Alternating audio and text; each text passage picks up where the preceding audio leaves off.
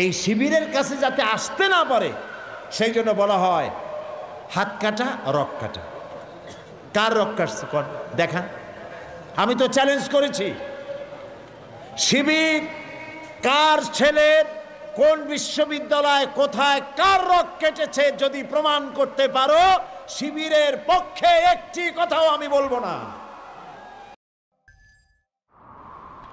তাফসীর মাহফিল CHP ইসলামী ছাত্র শিবির কলেজের ছাত্র, বিশ্ববিদ্যালয়ের ছাত্র। আমাদের দেশে স্কুল কলেজ বিশ্ববিদ্যালয়ে যেসব ছেলেমেয়েরা পড়াশোনা করে ওরা কি মঙ্গল গ্রহে থেকে আসছে না আমাদের ছেলেমেয়ে? বলেন কাদের? আমাদের ছেলেমেয়ে। কিন্তু বিশ্ববিদ্যালয় থেকে আমরা যে ধরনের ছাত্র আশা করি সেরকম ছাত্র কি বেরোচ্ছে? সেরকম বেরোচ্ছে না। অর্থাৎ কেউ সন্ত্রাসী হচ্ছে, কেউ মাস্তান হচ্ছে, কেউ চাঁদাবাজ হচ্ছে। দোষ তো আমাদের ছেলেদের না, দোষ হচ্ছে সিস্টেম অফ এডুকেশন, লেখাপড়া শিক্ষা পদ্ধতির দোষ। এই যে দেখুন, এতক্ষণ যা বললাম কথা তো বোঝা লাগবে আপনাদের, নাকি বোঝা লাগবে না? এতক্ষণ যে কথাগুলি বললাম, এই রসুলের জীবনী যদি কলেজ বিশ্ববিদ্যালয়গুলি পড়ানো হতো তাহলে আমাদের ছেলেগুলি ভালো হইতো কিনা বলেন? এই কোরআন শরীফ ক্লাস 1 থেকে শুরু করে মাস্টার ডিগ্রি পর্যন্ত যদি কোরআন শরীফ শেখানো হইতো, বাধ্যতামূলক অর্থ এবং ব্যাখ্যা সহকারে যদি শেখানো হতো তাহলে ভালো ভালো ছেলেপেলে হইতো না? কি বলেন, হতো না? এই শিবিরের কাছে যাতে আসতে না পারে সেই জন্য বলা হয় হাত কাটা রক কাটা।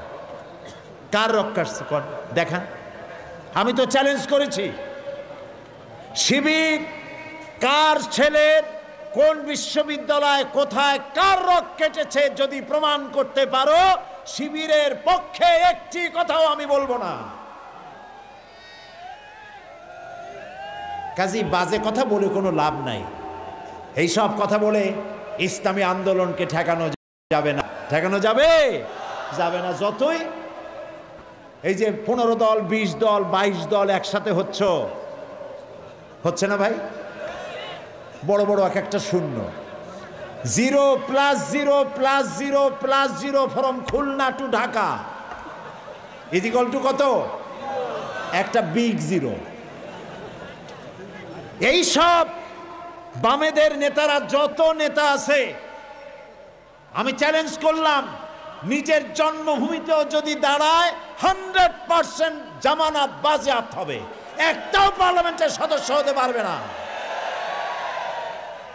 কাজী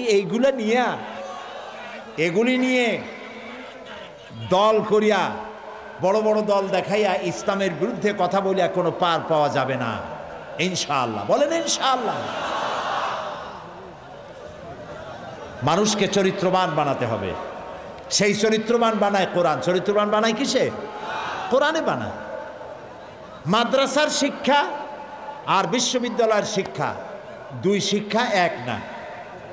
এই জন্য আমি বলে থাকি, আপনারা লক্ষ্য করে দেখবেন, মাদ্রাসায় যারা পড়াশোনা করে অপরাধ প্রবণতা সেখানে কম। এটা ঠিক কিনা বলেন? অপরাধ প্রবণতা কম কোথায়? আমি একথা বলবো না যে মাদ্রাসায় যারা পড়ে তারা ফেরেশতা, আমি তা বলবো না। অপেক্ষাকৃত সব থেকে ভালো হয় কোথায় বলেন? একটা প্রমাণ দেই। আপনারা যদি হাঁটাহাঁটি করেন তাহলে আমার পক্ষে কথা বলা মুশকিল। প্রিয় ভাই সব, বাংলাদেশে 460টা থানা আছে, 460টা উপজেলা আছে। প্রত্যেকটি উপজেলায় থানায় ওই এলাকার গুন্ডা বদমাইশ চোর ডাকাতদের লিস্ট আছে না নাই? বলেন আছে কিনা? এই খুলনা কোতোয়ালি থানা আছে না একটা, ফুলতলা থানা আছে, সোনাডাঙ্গা থানা আছে, রূপসা থানা আছে না? এখানে একটু যাইয়া ওসি সাহেবকে বলবেন না থানার চোর ডাকাত বদমাইশ মাস্তান সাদাবাজ খুনি ওদের একটা লিস্ট আমাদের দেখান। এবার লিস্ট সামনে নিয়ে দেখেন ওখানে কয়জন মৌলানার নাম আছে, কয়জন পীর সাহেবের নাম আছে, কয়জন মসজিদের ইমামের নাম আছে, কয়জন মাদ্রাসার শিক্ষকের নাম আছে। এই কথাগুলি কি মাথায় ঢোকে? বুঝতে পারেন? আচ্ছা, জেলখানা আছে না বাংলাদেশের সব জায়গায়? জেলারের কাছে যান এবং লিস্ট তালাশ করেন, ওখানে লিস্টটা হাতে নেন। মাদ্রাসায় শিক্ষিত লোক জেলখানায় কয়েদি বেশি না কলেজ বিশ্ববিদ্যালয়ে যারা বলেছে তারা বেশি? তাহলে মানুষ তো লাভের দিকে বেশি যায়। আপনারা কি লাভে যাবেন না নোকসানে যাবেন? কোনটায় যাবেন? লাভের দিকে যেতে চান কারা? দেখি তো লাভ চান কারা কারা? ও মাশাআল্লাহ, কি এর লাভটা বোঝার আগে হাত উঁচু করে ফেলেছেন। আচ্ছা, হাত নামান। মানুষ লাভের দিকে ঝোঁক প্রবণতা থাকে বেশি, নোকসানের দিকে কেউ যাইতে চায় না। এটাই তো ঠিক কথা। এখন যেটা বলবো সেটা কোরআনও না হাদিসও না, এটি রূপক কথা। কিয়ামতের দিন এক ব্যক্তিকে উপস্থিত করা হবে, এক ব্যবসায়ী। তারে ফেরেশতা বলবে, ব্যবসায়ী তুমি যে আমল করেছো দুনিয়ায়, পাপ আর পুণ্য দুটো সমান সমান হয়ে গেছে, এখন তুমি বলো কোথায় যাবা, বেহেশতে যাবা না দোজখে যাবা? ব্যবসায়ী বলতেছে, ভাই ফেরেশতা আমি তো ব্যবসায়ী মানুষ, বেহেশতও চিনি না দোজখও চিনি না, যেখানে গেলে আমার 2 টাকা লাভ হয় ওইখানে আমার পাঠায়। মানুষেরা লাভের প্রতি ঝোঁক প্রবণতা এটা বেশি। আপনারা হাত তুলেছেন না বুঝে, তুললেও ঠিকই তুলেছেন। লাভ আমরা চাই। আমরা কি চাই? এই লাভের কথা কোরআন শরীফে আল্লাহ বলেছেন, ইয়া আইয়ুহাল্লাযীনা আমানু হাল আদুল্লুকুম আলা তিজারাতিন তুনজিকুম মিন আযাবিন আলিম। এমন একটা ব্যবসা কি বলবো না যে ব্যবসায় তোমাদেরকে লাভবান করবে, একেবারে কঠিন শাস্তি থেকে বাঁচায় দেবে? আল্লাহ নিজেও ব্যবসার কথা বলেছেন। প্রিয় ভাই সব, লাভ হলো আমাদের ছেলে মেয়ে, আমাদের ভবিষ্যৎ। আমাদের ভবিষ্যৎ হলো আমাদের সন্তান। এই সন্তানগুলি যদি ভালো হয় তাহলে আমার কিসমত ভালো, সন্তান যদি খারাপ হয় কপাল পোড়া। কতটা ভালো হইতো যদি আমরা মরে যেতাম আর আমাদের কবরের, আমাদের জানাজার লাশের সামনে এসে দাঁড়ায় যেত আমার ছেলে জানাজার ইমামতি করার জন্য। শুনতে কেমন লাগে? খারাপ লাগে না ভালো লাগে? কাবা শরীফের মসজিদে হারামের ইমামের তেলাওয়াত তো শুনেছেন নিশ্চয়ই আপনারা। ফজিলাতুল শেখ আব্দুর রহমান আস-সুদাইস, সুবহানাল্লাহ, কি তেলাওয়াত! কারে কয় তেলাওয়াত! মানুষ পাগল হয়ে যায় তেলাওয়াত শুনে। তবে যেমন তেমন ইমাম না, ওনারা পূর্ণ ফুল মিনিস্টার, একজন ক্যাবিনেট মিনিস্টারের মর্যাদা রাখেন। কাবার ইমাম, ডক্টরেট ডিগ্রি হোল্ডার, বড় আলেম। মসজিদে নববী এবং কাবা শরীফে যে ইমাম, আমাদের দেশের 2-4 জন আলেম আছে কিনা তাদের সমকক্ষ আল্লাহই ভালো জানে, এত বড় আলেম। শেখ আব্দুর রহমান আস-সুদাইস মা মারা গেছেন, কাবা শরীফের সামনে মায়ের লাশ, ছেলে জানাজা পড়তেছে, আল্লাহু আকবার। মুসল্লিদের মধ্যে কান্নার রোল পড়ে গিয়েছে। কি ভাগ্য এই মহিলার, কি সন্তান পেটে রেখেছে কাবার ইমাম! আল্লাহু আকবার। আল্লাহর দরবারে মঞ্জুর হয়ে যাবে। আহারে, ছেলেটারে মাদ্রাসায় দিলেন না, মাদ্রাসাটারে আউটডেটেড মনে করা হলো। মাদ্রাসায় দেবে কি? ছেলের নামটাও আরবিতে রাখবে, মুসলমানি রাখবে, তাও পছন্দ হয় না। ছেলের নাম তো বল্টু। এই যে বল্টু, মন্টু আর সেন্টুরা, এরা কিন্তু জিন্দিগিতে কিছু করতে পারবে না। আপনি দেখেন, এইসব হাবিজাবি নামের লোক পৃথিবীতে কিছু করতে পারছে নাকি? খোঁজেন, খোঁজেন। আপনি নাম খারাপ রাখা আপনার ছেলের সাথে আপনি শত্রুতা করেছেন, আপনার মেয়ের সাথে শত্রুতা করেছেন। আর আকাশ হোসেন, বাতাস খাতুন, এইসব নাম হইল? বল্টু, মন্টু, ডবলু, ওবি, কপি, এগুলি নাম। আপনি কি কোনোদিন দেখছেন কোন অলিউল্লাহর নাম এরকম? হজরত মন্টু রহমতুল্লাহ আলাইহির মাজার। এখন ওয়াজ করবেন হজরত মাওলানা বল্টু সাহেব। কি আশ্চর্য! কেন এই নাম রাখেন? সাহাবীদের নাম পছন্দ হয় না? আলেম ওলামাদের নাম পছন্দ হয় না?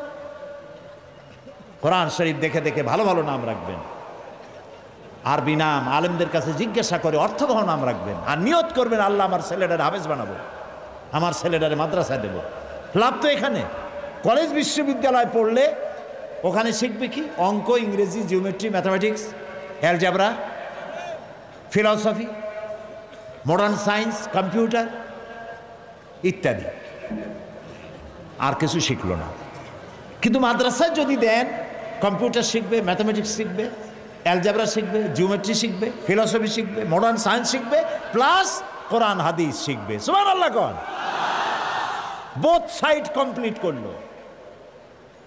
খারাপ হইল না ভালো হইল? তো লাভের দিকে যাইতে হলে তো এদিকে আসতে হয়। কলেজ বিশ্ববিদ্যালয়ের দোষ না। আমরা চাই শিক্ষা ব্যবস্থা এমন হোক, কলেজ থেকে যে, বুয়েট থেকে যে ইঞ্জিনিয়ার বের হবে সে মুসলমান ইঞ্জিনিয়ার হবে। ওখান থেকে বের হয়ে ইঞ্জিনিয়ার হয়ে এসে রাস্তায় ফাঁকি দেবে না, ব্রিজে ফাঁকি দেবে না, বিল্ডিংয়ে ফাঁকি দেবে না, পকেট সমস্ত সিমেন্ট রড খাইয়া 1 বছরের মধ্যে ব্রিজ ভাঙ্গে জাহান্নামে চলে যাবে, এরকম হবে না। কথা পছন্দ হয় না, খারাপ লাগে? এইরকম ইঞ্জিনিয়ার আশা করি, এরকম উকিল আশা করি। এমন লেখাপড়া শিখবে কলেজে বিশ্ববিদ্যালয়, এমন উকিল বেরিয়ে আসবে যে মুসলমান উকিল হবে, ওখানে ওকালতি করবে, আবার মসজিদে ইমামতি করারও যোগ্যতা রাখবে। ডাক্তার হবে, মানুষের সাথে ভালো ব্যবহার করবে, বলবে আমি তোমার রুগীর কাছে গিয়ে বলবে আসসালামু আলাইকুম, আপনার অসুখ যা হয়েছে মন খারাপ করবেন না, আল্লাহ ভালো করে দিবেন, আপনি ভালো হবেন, নামাজটা পড়েন ঠিক মতো, শুয়ে পড়েন, বসে পড়েন, যেমনি পড়েন নামাজটা আদায় করেন। এরপরে তাকে ওষুধ দিল, ভালো ব্যবহার করলো, তারপরে নিজেও জামাতে নামাজ আদায় করলো। এইরকম মুসলমান ডাক্তার চাই, এরকম ডাক্তার না হসপিটালও ডাক্তারি করে, বাড়িতেও চেম্বার, ওখানে সময় দেওয়া কম, এখানে সময় দেয় বেশি, যেহেতু ওখানে পয়সা কম, এখানে পয়সা বেশি। এক চোটে অনেকগুলি রুগী দেখলো, রুগী দেখতে যত দেরি, বাইর করতে মোটেও দেরি নেই। আর ব্যবহার কি? আর সব ডাক্তার এরকম না, ভালো ভালো ডাক্তার নিশ্চয়ই আছে। রুগী দেখে কয় বাবা তুমি এখনো মরো নাই, তে রুগী তো এমনিই মরবে, আপনি না সান্ত্বনা দিবেন। এরকম মুসলমান ডাক্তার চাই, ঠিক বললাম কি না? সুতরাং বিশ্ববিদ্যালয় এই কোরআন শরীফটা যদি পড়ানো হইতো, বাধ্যতামূলক সকাল একেবারে নিচের থেকে নিয়ে মাস্টার ডিগ্রি পর্যন্ত কোরআনের অর্থ এবং ব্যাখ্যা সহকারে পড়তে হবে। অন্তত আম পাড়ার মতো একটি পাড়া, 30তম পাড়া মুখস্থ করতে হবে। আমি একবার দুবাইতে, সেখানে আপনারা কি বিরক্ত হচ্ছেন নাকি? আমি শেষ করে দেব তাড়াতাড়ি। ট্রানজিট কিছু সময়ের জন্য আমাকে থাকতে হবে, তারপর অন্য ফ্লাইট ধরবো। তখন ফজরে রক্ত হয়ে গেছে। আমি উজু করে, এয়ারপোর্টে মসজিদ আছে, সেখানে এয়ারপোর্টের ভিতরে মসজিদের একটা রুম নেওয়া আছে, সেখানে গেলাম। যে দেখি নামাজ শুরু হয়ে গেছে, এত চমৎকার তেলাওয়াত, লম্বা তেলাওয়াত করলেন ইমাম। আমি নামাজ শেষ করে মনে করলাম বড় আলেম হবে, এত সুন্দর তেলাওয়াত করলো। তাকায় দেখি মাথায় টুপি টুপি নাই, গায়ে শার্ট, পরনে প্যান্ট। এরপরে পরিচয় করলাম, যে প্লেনে আমি যাব সেই প্লেনের ক্যাপ্টেন। দেখছেন অবস্থা, সৌদি আরবের ক্যাপ্টেন। আমি তাকে জিজ্ঞেস করলাম, সে বলল যে হাফেজ যদি কেউ হয় তাহলে আমাদের দেশে চাকরি পায় তাড়াতাড়ি, আর কমসে কম 10 পারা কোরআন শরীফ মুখস্থ না হলে চাকরি হবে না। যদি আমাদের দেশে এইভাবে কোরআন শিক্ষা দেওয়া হতো ছেলেদেরকে, মেয়েদেরকে, কতই না ভালো হতো। আমার ছেলে মেয়ের কোনো দোষ না, সিস্টেম অফ এডুকেশনের দোষ। এটাকে পরিবর্তন করার জন্য আমরা চেষ্টা চালাচ্ছি। আল্লাহ যেন কবুল করেন, বলেন আমিন, জোরে বলেন আমিন। দেশ এখন আগের থেকে অনেক ভালো পর্যায়ে এসে গেছে, ঠিক না ভাই? ঠিক না? কাঁচামরিচের দাম নিয়ে খুব চিল্লাপাল্লা করতেছিল। কাঁচামরিচ 160 টাকা দেশে থাকবো না, গেল না কিন্তু কেউ। ধনিয়া পাতা 200 টাকা, বেগুন 80 টাকা, কি সাংঘাতিক কথা। তারপরে রোজার মাস তো বেগুন হয়েছে 80 টাকা। পরে শুনি যে বেগুনি আর বানাইতে পারে না, পেঁপেনি বানাইছে। পেঁপে কেটে কেটে পেঁপেনি, বেগুনি হয় না, পেঁপেনি। ভাজা পোড়ায় যদি নোবেল প্রাইজের ব্যবস্থা থাকতো তাহলে মনে হয় বাংলাদেশ পাইতো। এখন যে মূলা 3 টাকা, গরুতেও খায় না, সে প্রশংসা কেউ করবে না। বন্যার কারণে, বৃষ্টির কারণে মালপত্রের দাম একটু বাড়তে পারে। তারপরে আল্লাহর মেহেরবানি, আইন শৃঙ্খলা পরিস্থিতি যতটা লস হয়েছিল তার থেকে অনেক বেশি গেইন করেছে ইনশাআল্লাহ। আলহামদুলিল্লাহ বলেন। বলা হচ্ছে জি জি, মক্কা শরীফে মদিনা শরীফে দোয়া হয়েছে। র্যাবের জন্য বলতেছে,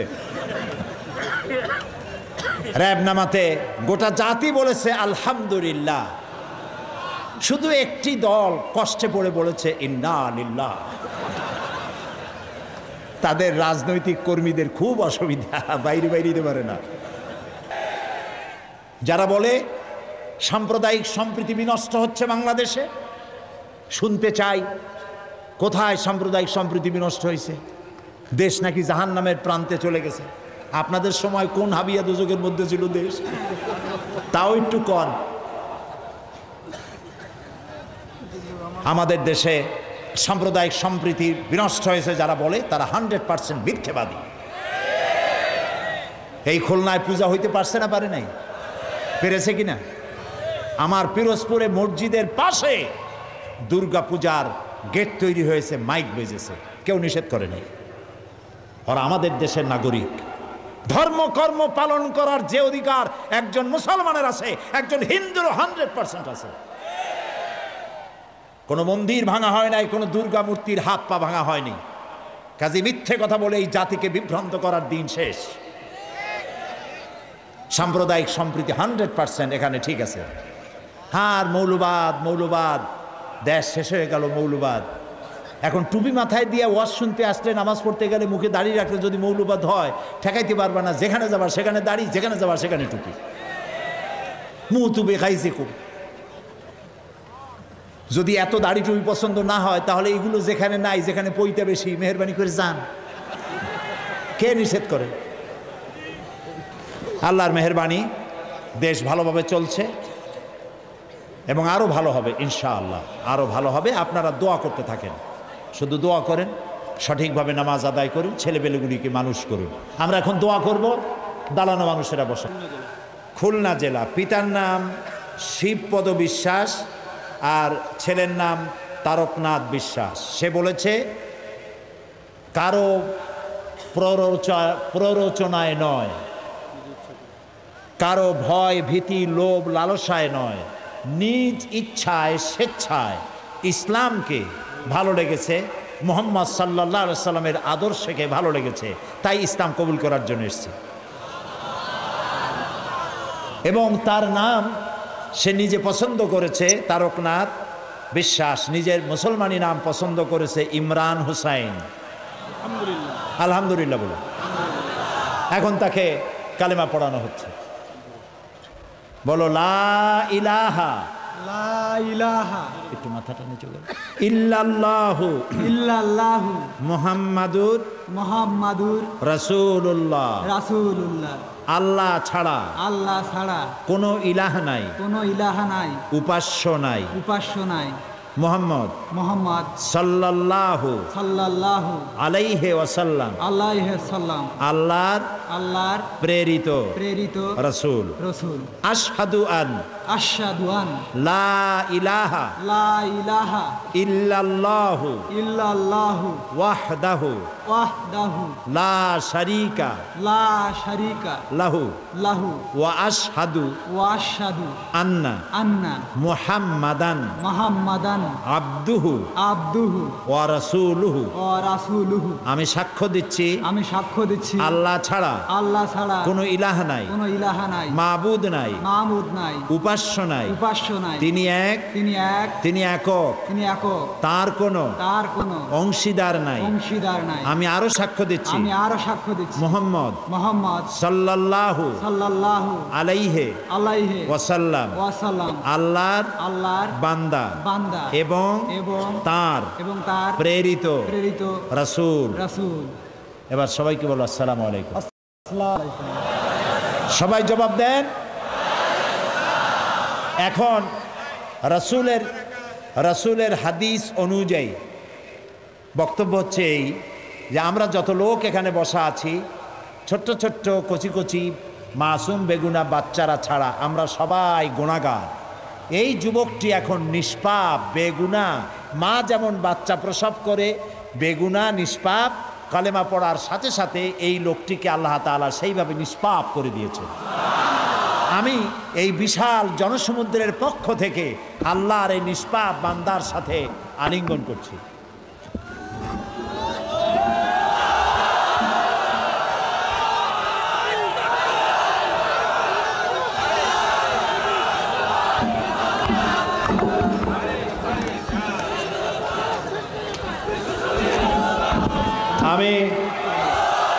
আমি মাননীয় সংসদ সদস্যকে বলবো এই ছেলেটির খোঁজ খবর নিতে এবং দিন ইসলাম যাতে সে শিখতে পারে সেই ব্যবস্থা করা, খাবার চাকরি বাকরি ইত্যাদি না থাকলে সেদিকে লক্ষ্য রাখা। যেহেতু যখন ইসলাম সে কবুল করলো তখন তার মা বাপ আত্মীয় স্বজন থেকে সম্পূর্ণভাবে বিচ্ছিন্ন হয়ে গেল, ঠিক না? আল্লাহকে বলি, আল্লাহ তাআলা তোমার স্বেচ্ছায় তোমার এক বান্দা কুফরি থেকে তাওহীদে এসেছে, তুমি তার সাহারা হয়ে যাও। আল্লাহুম্মা আমিন। রব্বানা যালামনা আনফুসানা ওয়া ইন লাম তাগফির লানা ওয়া তারহামনা লানাকুনান্না মিনাল খাসিরিন। রব্বানা লা তুযিগ কুলুবানা বা'দা ইয হাদাইতানা ওয়া হাব লানা মিন লাদুনকা রাহমাতান ইন্নাকা আনতাল ওয়াহ্হাব। হে আল্লাহ তাআলা, লাখো জনতা তোমার দরবারে দীর্ঘক্ষণ ধরে আলোচনা করে ভিক্ষুকের মতো, কাঙ্গালের মতো দুইখানা হাত তোমার দরবারে তুলে ধরেছি। মাবুদ গো, দয়া করে আমাদের জিন্দেগির গুনাহ খাতাকে মাফ করে দাও। হায় আল্লাহ রাব্বুল আলামিন, আমাদের মধ্য থেকে আমাদের যাদের মা বাপ দুনিয়া থেকে বিদায় হয়ে গেছে, আল্লাহ তাআলা কবরগুলিকে জান্নাতের টুকরায় পরিণত করে দাও। রব্বির হামহুমা কামা রব্বায়ানি সগীরা। সবাই পড়েন আমার সাথে, রব্বির হামহুমা কামা রব্বায়ানি সগীরা। হায় আল্লাহ তাআলা, আমাদের জনম দুঃখিনী গর্ভধারিণী মা কত কষ্ট করেছেন, পেটে ধারণ করে 10টি মাস বহন করেছেন, ক্ষুধায় কষ্ট করেছেন, খাবার খাইতে পারেন নাই, ঘুমাতে পারেন নাই, ডেলিভারিতে কষ্ট করেছেন, 2.5 বছর 2 বছর বুকের দুধ খাইয়া বিরক্ত করেছি, পেশাব পায়খানা করে মাকে কষ্ট দিয়েছি। ওই মা যার দুনিয়া থেকে বিদায় হলো, আল্লাহ কবরটাকে জান্নাত বানাইয়া দাও। রব্বুল আলামিন, আমাদের আব্বা নাম ধরে ডাকার মতো এখন আর কেউ নাই, কাছে নিয়া ঘাড়ে চুমা খাওয়ারও কেউ নাই। কত কষ্ট করেছেন, না খেয়ে সন্তান মানুষ করেছেন। বাপজান যার বিদায় হয়ে গেল, বেহেশতে জায়গা বানাইয়া দাও। রব্বুল আলামিন, আমাদের মা বাপ যাদের বুড়া হয়ে গেছে, খেদমত করার তৌফিক আমাদের দিয়া দাও। হায় আল্লাহ তাআলা, মা বাবার জন্য আর একটা দোয়া করি, আমাদের মা বাপ যাদের বৃদ্ধা হয়ে গেছে, আর দালিল উমর থেকে তাদেরকে বাঁচাও, বয়সের নিকৃষ্টতম অবস্থা থেকে তাদের রক্ষা করো। বিছানায় ফালাইয়া পরনির্ভর করে মেরো না মাবুদ, ইমানের সাথে সুস্থ অবস্থায় তোমার কাছে উঠায় নিও মাবুদ। বাংলাদেশে যারা বোমা মারে, বাংলাদেশে যারা সন্ত্রাসী তৎপরতা চালায়, বাংলাদেশে যারা গ্রেনেড হামলা করেছে এবং করার প্রস্তুতি নিচ্ছে, ওদেরকে গজব দিয়া, লানত দিয়া বাংলার মাটি থেকে চিরকালের জন্য বিদায় করে দাও আল্লাহ তাআলা। আল্লাহ এই শয়তানগুলোর হাত থেকে দেশটারে তুমি রক্ষা করো। আমি কয়েক সেকেন্ড আপনার জন্য ছেড়ে দিলাম। মাথা নিচু করে, চক্ষু বন্ধ করে, যার যা বলার আছে বলেন। আল্লাহকে বলেন, আল্লাহ দোয়া কবুল করবেন ইনশাআল্লাহ।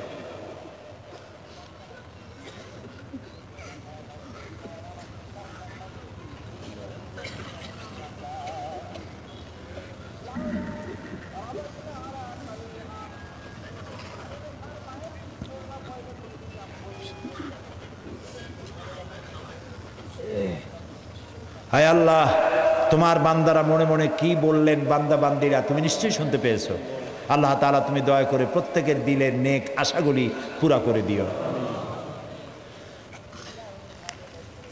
রব্বানা তাকাব্বাল মিন্না ইন্নাকা আনতাস সামিউল আলিম ওয়া তুব আলাইনা ইন্নাকা আনতাত তাওয়াবুর রহিম।